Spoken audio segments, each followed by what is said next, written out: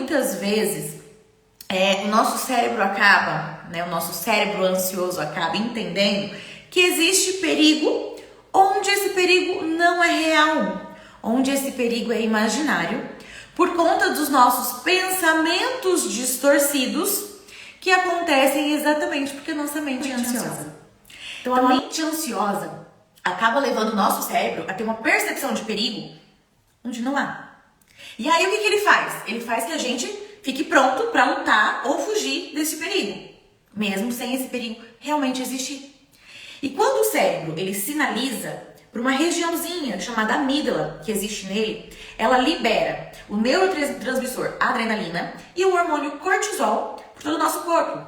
E essa liberação nos gera algumas reações que fazem a gente enfrentar o perigo. Quando esse perigo não é real, essas reações acabam nos causando desconforto, incômodo, sofrimento. Por quê? Porque eu não vou usar essas reações contra um perigo. E mesmo assim eu vou sentir.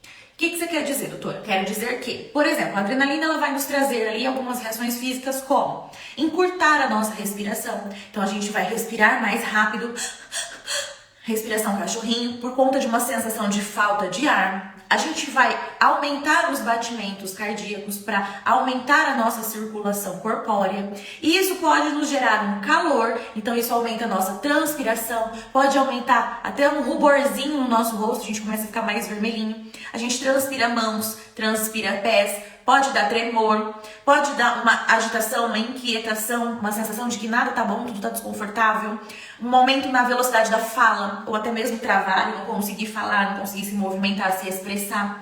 Tudo isso por quê? Porque algumas reações estão ocorrendo no nosso metabolismo para a gente poder lutar contra o perigo que não tá ali.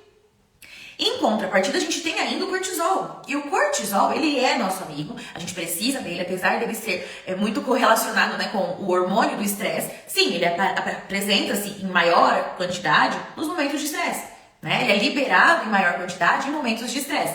E o que mais seria a ansiedade do que não um estresse, um alerta, um alarme, né? Naquele momento que tem um perigo ali pra gente. É o nosso alarme, a nossa sirene que sinaliza, olha, luta ou foge, né?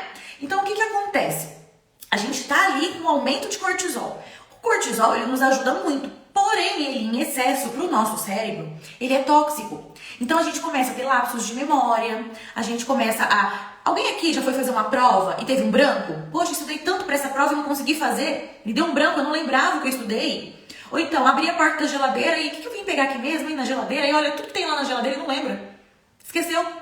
Nossa, eu tenho certeza que eu guardei a chave num lugar seguro. Mas que lugar era esse, hein? Onde foi mesmo que eu guardei a chave?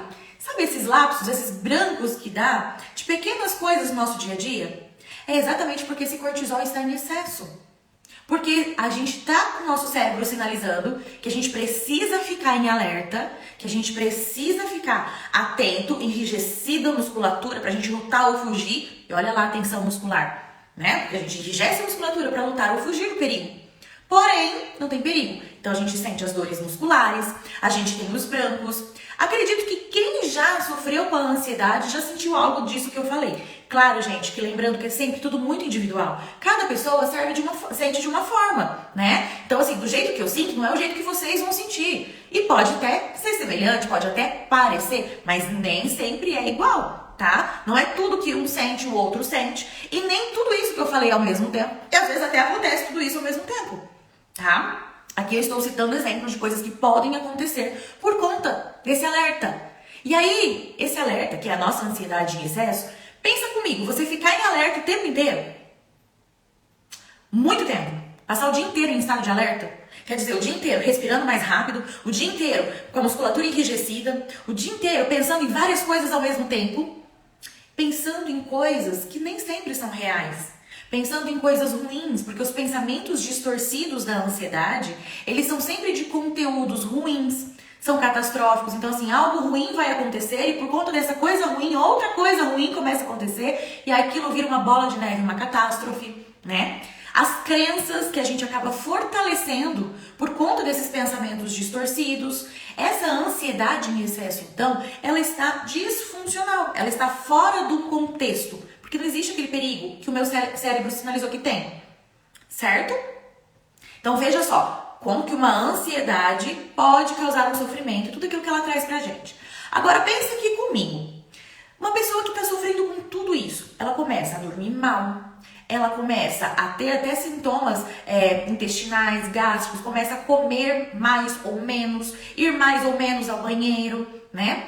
Ela começa então a se sentir incomodada nos lugares. Ela começa o quê? Ela começa a mudar o comportamento dela, ela começa a se esquivar de algumas situações, principalmente as situações que ela percebe que ela fica mais desconfortável, que ela tem maiores sintomas, né? Ela começa a ter mais lentidão no raciocínio, né? Por causa dos lapsos de memória, o raciocínio mais lento. Ela começa a ter o sono prejudicado, e aí a pessoa que não dorme bem no outro dia tá cansada. As dores no corpo dá aquela sensação de cansaço, de fadiga. Veja bem como que é cansativo ser uma pessoa que está ansiosa demais. Agora vamos pegar tudo isso que a gente falou aqui e vamos pensar relacionado com o nosso trabalho, com o nosso desempenho profissional. Concorda comigo que uma pessoa que está cansada, que está com dor no corpo, que está irritada porque não está dormindo bem, uma pessoa que está sentindo muita dificuldade de respirar, o coração acelera e aparentemente ela fala, não sei por que está batendo assim, meu Deus, será que eu vou infartar? Né? Pense comigo, uma pessoa que está se sentindo assim, ela vai ter um bom desempenho profissional? Ela vai conseguir realizar as funções dela do dia a dia numa boa? Pensa comigo. Essa pessoa que está tendo lapsos de memória, que está esquecendo onde guarda as coisas, será que ela não começa a esquecer o que ela tem que fazer no trabalho? Onde ela guardou as coisas no trabalho para conseguir executar alguma atividade do trabalho? Será que a produtividade dela não vai cair porque ela está sentindo tudo isso? Vai, né, gente? Claro que vai. Porque o nosso trabalho é uma extensão do que nós somos e do que nós sentimos. Se nós não estamos bem, como vamos desempenhar bem o nosso trabalho? Não é mesmo? Pensa comigo aqui. Essa pessoa que está se sentindo assim tão mal, tá tendo todos esses sinais e sintomas, ela começa a ter dificuldade de executar as tarefas do dia a dia dela, porque ela está esquecida também.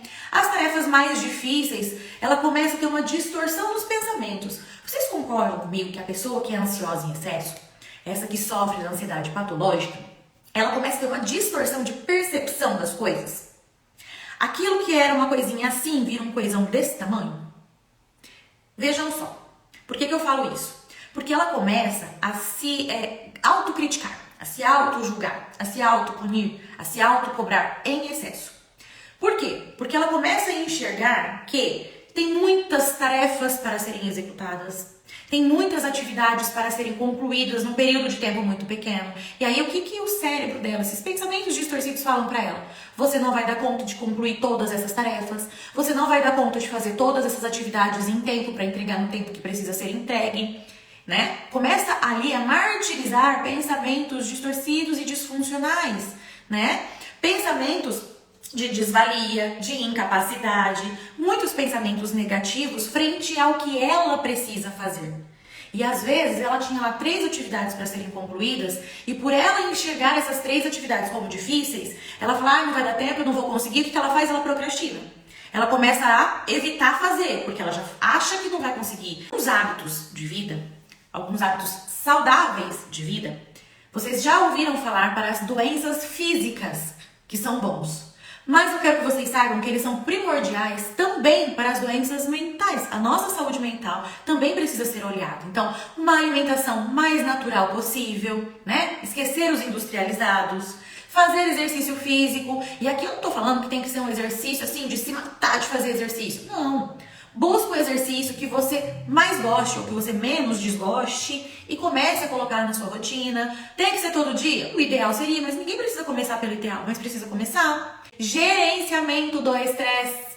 Como assim? O que é isso, gerenciamento do estresse?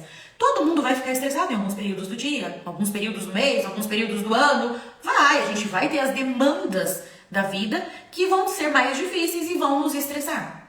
A questão é, você vai ficar focando no estresse ou você vai focar que se o estresse surgiu, a gente tem capacidade de resolver, vamos pensar como vamos resolver, deixa eu dar uma respirada agora. Colocar na tua rotina atividades que te relaxem mais, né? Momentos de pausa no dia para respirar. Coloque na sua agenda, pelo menos uma vez por semana que seja, alguma atividade de lazer, algum hobby, alguma coisa que você goste, que te dê prazer. Isso é importante. Dormir bem, minha gente. Dormir bem é importante. Precisa dormir, precisa acalmar a mente, deixar esse cérebro descansar. Ah, doutora, mas como? Porque eu deito na cama e já fico pensando o que eu tenho que fazer amanhã, depois de amanhã, não consigo dormir, não pego no sono, né? Eu acordo a noite inteira, tenho pesadelo. Vamos fazer higiene do sono. Precisa fazer terapia, psicoterapia, né? A TCC é muito indicado. Na verdade, é o tratamento primordial para se cuidar aí da insônia inicial, tratamento do sono, né? Olha só quantas estratégias, né, podem ser tomadas para que isso comece a melhorar. É difícil? É, mas talvez não seja tão difícil quando você tem estratégia. E aí eu falo para vocês o seguinte, é difícil? É, mas não tá difícil ficar sofrendo? Porque sofrer não é fácil não, gente. Sofrer é bem difícil. E vocês vão querer ficar aí sofrendo até quando? Então bora começar um difícil que vai te levar a melhorar do que ficar sofrendo no difícil, sempre difícil, cada vez mais difícil, mais difícil, mais difícil. Se curtiu o vídeo, dá um like e compartilha. E não se esqueça de se inscrever no canal para não perder nada que eu vou trazer aqui.